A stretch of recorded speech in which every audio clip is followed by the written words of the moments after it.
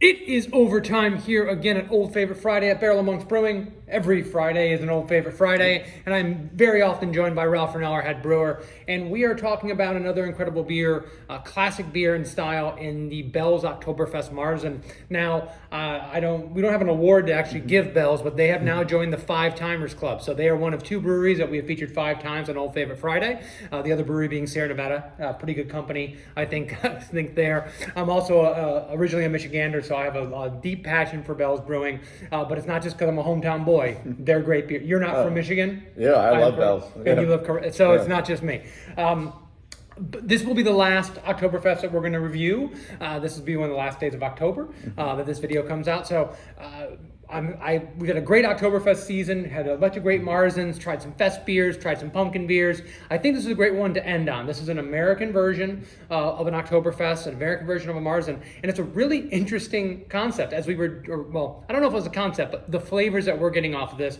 Ralph, what were you thinking about when you first tried this? Because I completely agree with you. Yeah, so it's really interesting because you get a very good bready character, but the cool thing on this, because all Marzens you can say are bready, but they have a big enough hop character that it almost like blends into it because the way the breadiness comes off with that lager yeast, because even lager yeast, if you drink or even produce a bunch of lagers, it does have a certain character to it, a slight sulfur, not in a bad way, but it's just that lager, that kind of lager funk, for lack of a better term. But that with that hop character in the bread, they meld into this nice bitterness that comes up on the back end, but it kind of balances. I eat a lot of like dark wheat bread or dark rye bread, and it kind of comes off as that little bite you get from like the crust, which to me really rounds everything out in this beer. And I think, you asked when you tried this beer, is this a fest beer, is this a Marzen? And for a couple of reasons. One, the color of this thing is a little bit lighter than I traditionally see in a Marzen. Yep. Now, they run the gamut, so I'm sure there's tons of classic Marzens that have this color, but it's on the lighter side, which looks a little more like a fest beer, which is more, blonde in color than amber in color. And also the hop presence there, but it has all that great, it seems to me like a little bit of a hybrid between the two styles. It may not be what they're going for, and people might look at this video and think I'm crazy, but that's the way kind of I interpreted this, and I think from some of the things that Ralph, you were talking about, I'm getting off of this.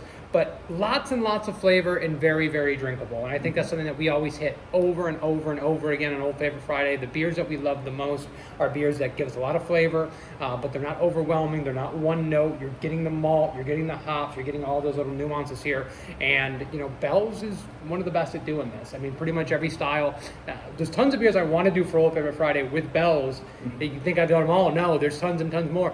Many of them we can't get down here anymore. They're not available in Florida anymore, or some of them aren't even in production. I mean, I look back at Bell's Porter, Best Brown. Every time they do a style, they knock it out of the park. And they've been doing this for decades. Yeah, I mean, to just real quick even say what you were saying, I mean, their Expedition style when they used to have their Oracle Double IPA, so I love a lot of what Bell's does. I could go on with that list, their Black Note Stout, all that stuff. Oh, yeah. But yeah, with this beer in particular, I think it's interesting too, because I've been having some Marzens and talking with friends and all that, and I definitely think this is something that would definitely capture America's imagination a little more, because that's the one thing I've noticed, at least with American breweries, is kind of, and a lot of people are enjoying it, that's why I've been bringing it up, is taking what's classic about a Marzen, but just putting that little American spin on it. And I think that's where this really shines, because it has all the hallmarks, but like a little something extra that bumps up like the vibrancy. So, because like even a lot of the time when we get German beers over here, they've traveled a bit and you don't know how it was when it, first came out of the brewery. Yeah. But so I could imagine, and I, have some friends in Germany, but I could imagine having one of those beers fresh would probably be similar to this. And I think that's the louder character, that the louder hops and the big malt, even though, like you said, it's light in color. I think that really does it for a lot of people who just assume, with all the Marzens that come out, oh, it's just, I've already had, this, even if you haven't had Bell's, you're like, oh, I've had a Marzen, it's good. But I think this would really speak to people and get them to want to drink more Marzens. I think what you just said is something that's really important, is the fact that people think, oh, I've had a Marzen, or I've had a style, or maybe I've had this, and the whole basis of this video series is to talk about beers that maybe you haven't had in a while, maybe they're a little too ubiquitous, and you may have moved on to something else, unfortunately.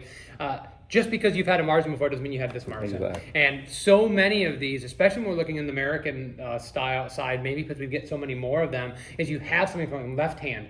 Left hand's Marzen is, I mean, 3 shades darker, higher in ABV, and just a completely different animal than this beer here. Both very good, both excellent beers, both featured on this Old Favorite Friday, but they're not the same. And even within even sometimes narrow parameters, breweries can put their own signature spin on something, they can make something their own. And that's why we do brewing, right? I mean, when we were sitting down doing our Marzen this year and we did a taste test, we tasted a bunch of different Marzens, we picked out the things that we liked. I'm drinking this now.